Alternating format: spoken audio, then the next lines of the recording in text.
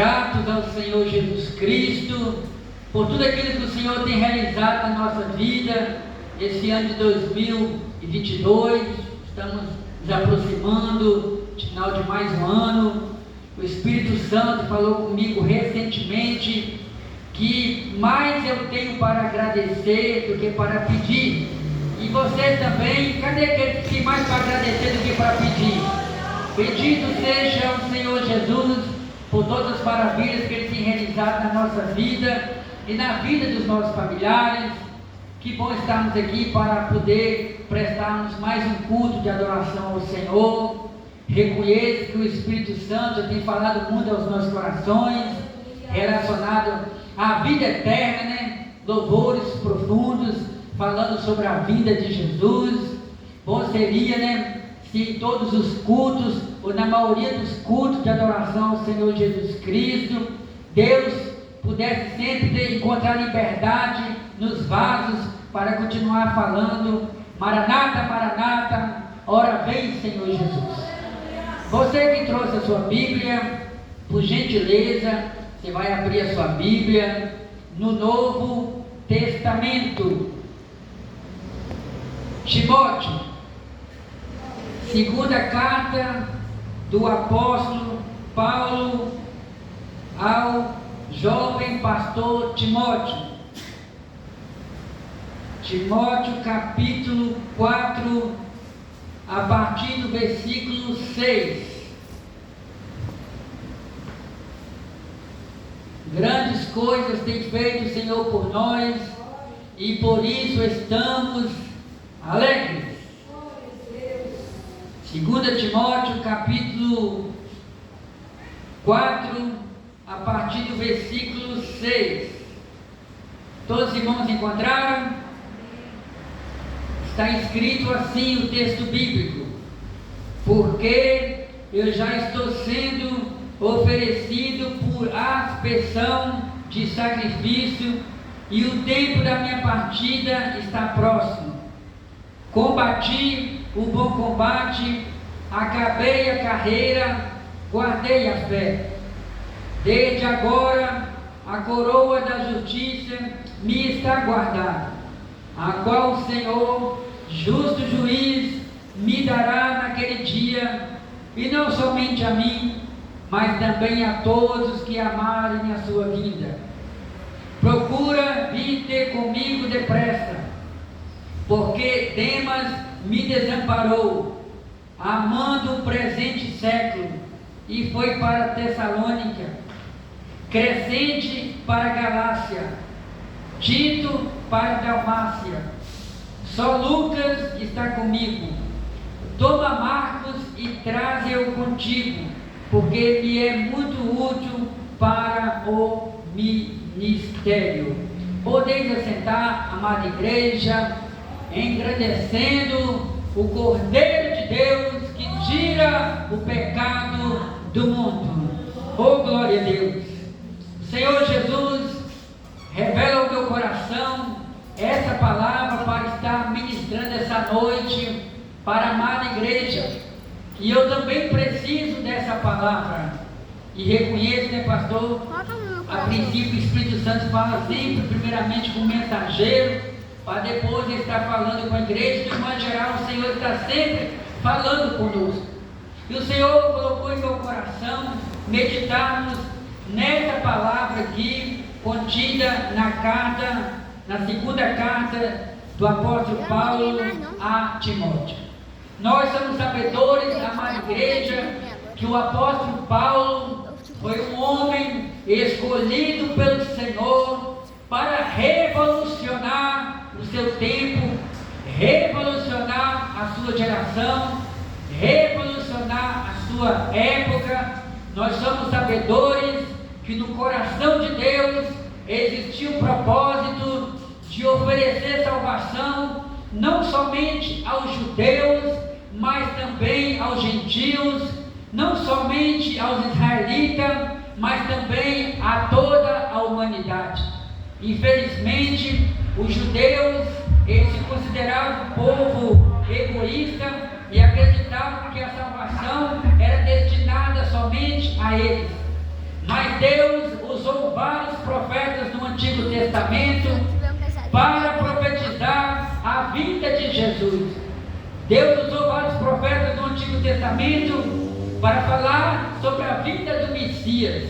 E chegou o grande dia.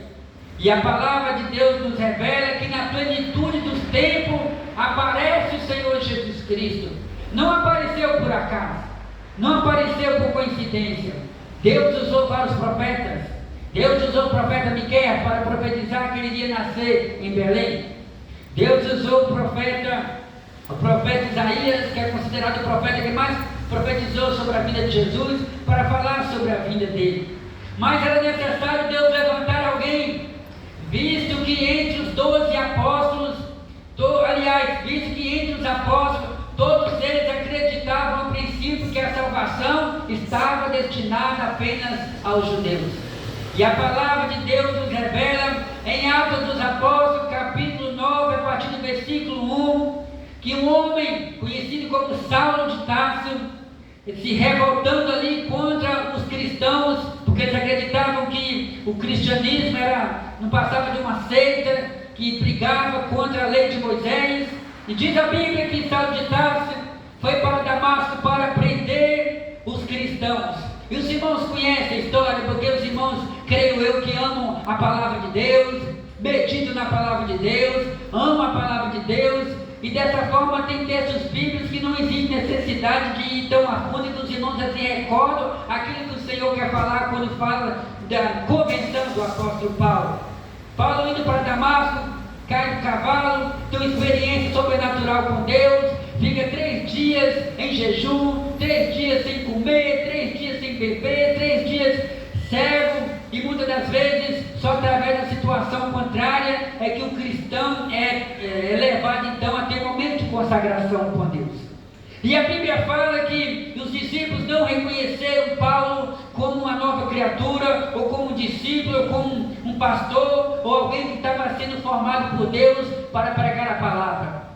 Deus então chama o apóstolo Paulo, inquieta o apóstolo Paulo, leva o apóstolo Paulo para um lugar chamado Arábia, era um deserto. E Paulo então, entre idas e vindas da Arábia para Jerusalém, porque teve ocasião, irmã Letícia, que Paulo foi visitar os apóstolos não o abraçaram, não reconheceram ele como mais um discípulo, não reconheceram a sua conversão. E a história nos diz que Paulo foi para a Arábia e ficou cerca de 14 anos sendo moldado por Deus, sendo preparado por Deus, sendo lapidado por Deus. Era Deus trabalhando no caráter de Paulo, que até então era conhecido como Saulo. Não é que Deus mudou o nome dele de Saulo para Paulo, porque naquela época era costume a pessoa ter dois nomes, dupla cidadania. Se era judeu, tinha um nome. Se era cidadão romano, também podia ter um outro nome. E ele era conhecido como Saulo de Tarso e Paulo de Tarso ao mesmo tempo. Deus pode não ter mudado o nome deles, Deus pode não ter mudado o nome de Paulo, mas Deus mudou o caráter de Paulo. Vou tornar a repetir. Deus pode não ter mudado o nome de Saulo para Paulo, Deus não fez isso, ele tinha dupla cidadania, mas Deus mudou o caráter de Paulo, fazendo dele um homem transformado pelo Espírito Santo. Paulo jamais poderia imaginar que ele seria uma peça fundamental na história da igreja, um homem que foi usado pelo Espírito Santo de uma maneira poderosa. Dos vários livros contidos no Novo Testamento, a maioria dos livros que tem no Novo Testamento foram escritos pelo apóstolo Paulo. Paulo escreveu entre 12 a 13 cartas aqui no Novo Testamento. Paulo falou sobre regeneração, Paulo falou sobre conversão, Paulo falou sobre dons espirituais, Paulo falou sobre dons espirituais, Paulo falou sobre frutos do Espírito, Paulo falou sobre a vinda do Senhor, Paulo falou sobre o arrebatamento da igreja, Paulo falou sobre a Nova Jerusalém, Paulo falou sobre o céu, Paulo falou sobre a cidade santa, Paulo falou sobre o paraíso. Paulo foi arrebatado, como ele descreve na segunda carta aos Coríntios, quando ele fala, ali ele começa o texto dizendo: eu conheço um homem que há 14 Se no corpo não sei, se fora do corpo não sei, eu só sei que o tal homem foi arrebatado em espírito até o paraíso. Ele viu coisas tremendas, coisas maravilhosas. E é nesse contexto que ele fala que aquilo que não chegou aos ouvidos do homem, aquilo que não desceu no coração do homem, é o que Deus preparou para aqueles que o amam. Oh, bendito seja o nome de Jesus. O céu é real, igreja. Sabe esse ar que você respira aí, que você não consegue ver, mas você percebe que ele é real, porque você necessita dele, porque ele existe? Pois é, o céu é mais real do que esse ar que você respira. O céu é mais real do que esse sol atmosférico que a gente vê. É mais real do que o céu das estrelas. É o céu do céu onde habita o Todo-Poderoso. Paulo teve muitas experiências com Deus. Oh, bendito seja o nome de Jesus. E dada a vida espiritual do apóstolo Paulo, irmã Cristiana, muitos se aproximaram do apóstolo Paulo. Paulo era um homem de oração. Paulo invocava o nome do Senhor. Muitas experiências Paulo teve. Paulo teve amigos. Paulo teve colegas. Paulo teve companheiros na obra missionária. E diz a Bíblia Sagrada que devido à sua dedicação na obra de Deus, onde Paulo chegava, os demônios se estremeciam. Porque onde Paulo chegava, não era simplesmente um homem que pisava ali, era um homem cheio do Espírito Santo. De tal maneira que um dia o apóstolo Paulo chega até a cidade de Tessalônica, e segundo a Bíblia Sagrada, quando Paulo pisa ali, o diabo, revoltado com a presença dele, brada logo na boca das pessoas, e eles começam a dizer: esses que têm alvoroçado o mundo chegaram até aqui. Esses que têm estremecido o mundo chegaram até aqui. Era a presença do apóstolo Paulo. E no tempo atual, no século 21, Deus quer também que venhamos a impactar o ambiente onde quer que chegarmos. Deus quer que onde pisarmos a planta dos nossos pés, as pessoas que estiverem presentes ali possam ter temor e temor, porque está chegando um santo homem de Deus, uma mulher de Deus, carregada, salpicada pelas marcas do Cordeiro, pelo sangue de Jesus Cristo e pelo azeite santo. Quem está cheio do azeite santo pode glorificar o santo nome do Senhor Jesus. Tentaram matar o apóstolo Paulo. Diz a Bíblia Sagrada que um certo dia os judeus, tentando matá-lo, chegaram ao ponto de o apóstolo Paulo ter que passar por experiência, colocaram ele dentro de um cesto. E Paulo estava em uma cidade, naquela cidade tinha muralhas, e colocaram o apóstolo Paulo dentro daquele cesto, e desceram o apóstolo Paulo pelas costas dentro daquele cesto. Era Deus dando livramento ao apóstolo Paulo.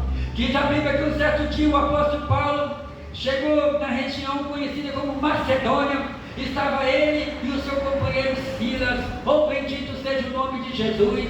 Existem momentos na vida do crente, irmãos, que não é simplesmente ele que está indo em um determinado lugar, é o Espírito Santo que está encaminhando ele.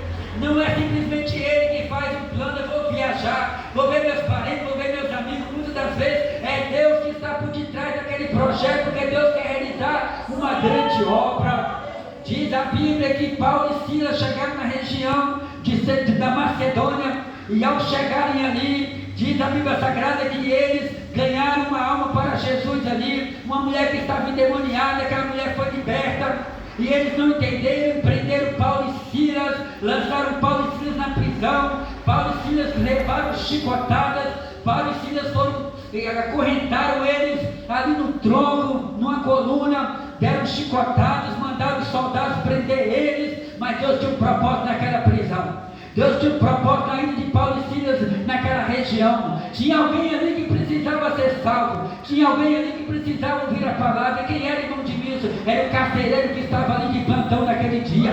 Oh Deus bendito! Paulo e Silas na prisão, meia-noite começaram a invocar o nome de Deus, meia-noite começaram a louvar o nome do Senhor. Eu não sei, nem a Bíblia fala que hinos que eles louvavam naquele dia. Eu só sei dizer que a comunhão era grande, o temor é grande, a sinceridade é grande. Era tão grande que no momento em que eles adoravam o Senhor, diz a Bíblia Sagrada que houve um grande terremoto naquele lugar. Oh meu Deus, eu posso ver pelos olhos da fé, e as prisões se abriram, e houve convenção naquele dia, e o carcereiro disse: eu também quero ser salvo. Basta crer no Senhor Jesus. Basta crer no Senhor Jesus. Basta crer no Senhor Jesus e será salvo tu e a tua casa. Cadê aqueles que têm orado pela salvação dos seus familiares? Não desista. Se não aconteceu nesse ano de 2022, pode acontecer no ano de 2023.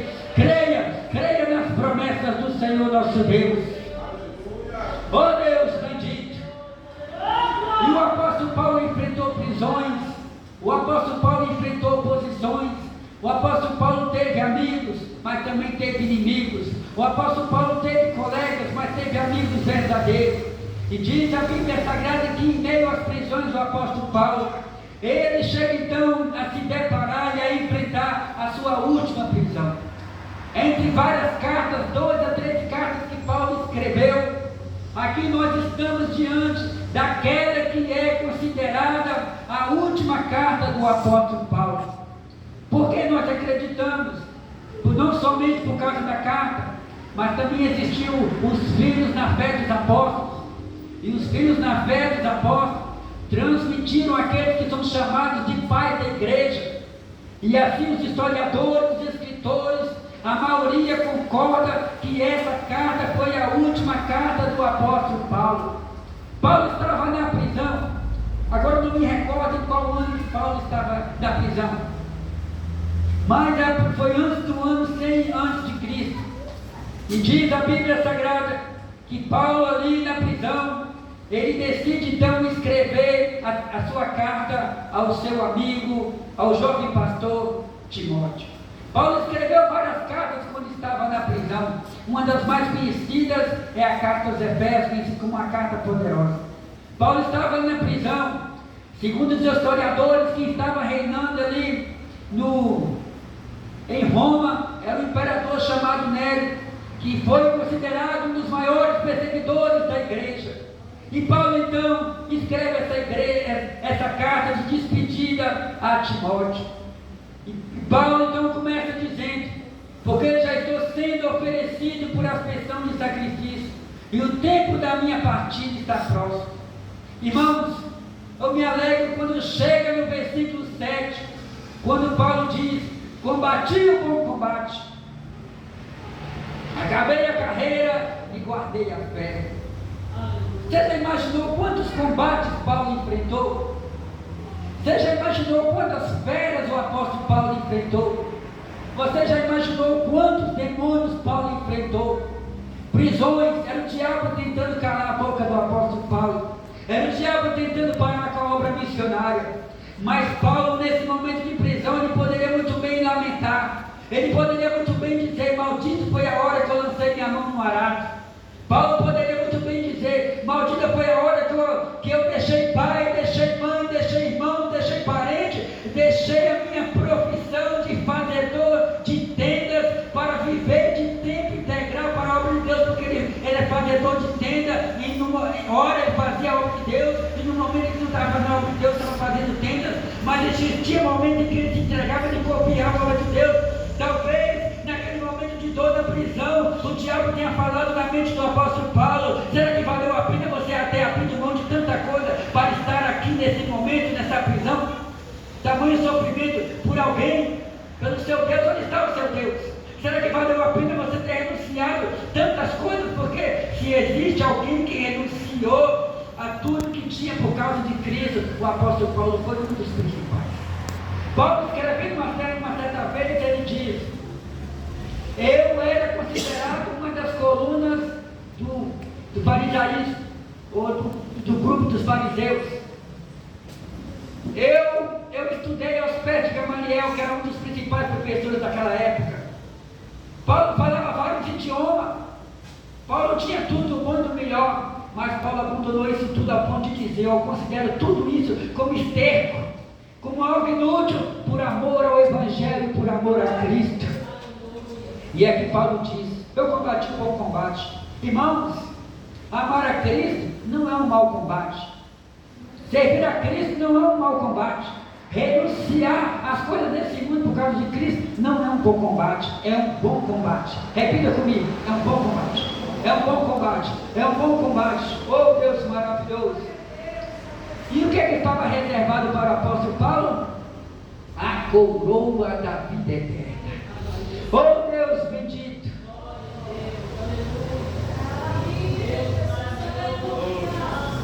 Paulo diz, desde agora, a coroa da justiça me está guardada. A Bíblia fala sobre várias coroas. A Bíblia fala sobre coroa de honra, coroa de glória. Paulo aqui fala sobre coroa de justiça. Coroas falam de galardão. Era o contexto daquela época. Deus falava dentro do contexto daquela época que ele transmitiu uma mensagem espiritual. Porque as pessoas, quando estavam participando de alguma disputa, as Olimpíadas daquela época, quando a pessoa chegava em primeiro lugar e recebia uma coroa sobre a sua cabeça, era o galardão, era a recompensa. Era Paulo dizendo, desde agora a coroa da justiça está me reservada lá no céu. Oh Deus maravilhoso! E Paulo prossegue dizendo, a coroa da justiça não está guardada, não é só para mim não. Está guardada para todo aquele que aguarda a vinda do Senhor Jesus. Quem está aguardando a vinda do Senhor Jesus? Quem está aguardando a vinda do Senhor Jesus? Oh Deus maravilhoso! Vamos sair daqui da terra por um momento. Vamos sair daqui da terra por um momento. Vamos imaginar nós chegamos nas nações celestiais, participando do tribunal de Cristo, que é diferente do tribunal da condenação. Tribunal de Cristo, que a Bíblia fala que nós seremos recompensados por aquilo que fizemos aqui na terra, no corpo ou fora do corpo. Imagine você recebendo a coroa, a recompensa pelo próprio Senhor Jesus Cristo. E vai ser muita glória, e vai ser muita aleluia, e vai ser um culto maravilhoso ali na presença de Deus. E Paulo prossegue dizendo, procura vir ter comigo depressa. Procura vir ter comigo depressa. Era Paulo escrevendo a sua carta a Timóteo. Timóteo, eu preciso urgentemente da sua visita. Venha o mais rápido possível. E Paulo prossegue dizendo, toma Marcos e traz contigo, porque me é muito útil para o santo ministério. Paulo teve muitos companheiros. Quem aqui nesse ano de 2022 pode dizer, eu tive muitos companheiros e companheiras? Companheiros que na hora que você precisou dele na oração, né? E tem companheiros que estão com você mais na alegria. Eu quero ver ele está na hora da dor. Companheiro de verdade, companheiro, não estou falando do lado conjugal, não. Estou falando daquela pessoa que está com você ali, ó. Não, eu estou com você na alegria e na dor.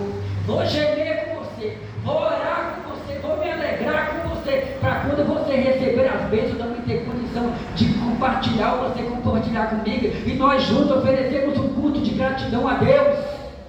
E Paulo na prisão diz, muitos me abandonaram, muitos me deixaram sozinho aqui na prisão. Eu me senti como um abandonado, mas Lucas está comigo. Oh Deus maravilhoso! É tão bom você olhar para trás e fazer uma reflexão, né? As emissoras de TV, nesse fim de ano, eles colocam no ar um programa chamado Retrospectiva de tal ano, ou Retrospectiva do ano de 2022, onde eles trazem à tona aquilo de destaque no ano de 2022, aqui no Brasil e no mundo. Então, no final do ano, né, pastor? É hora de você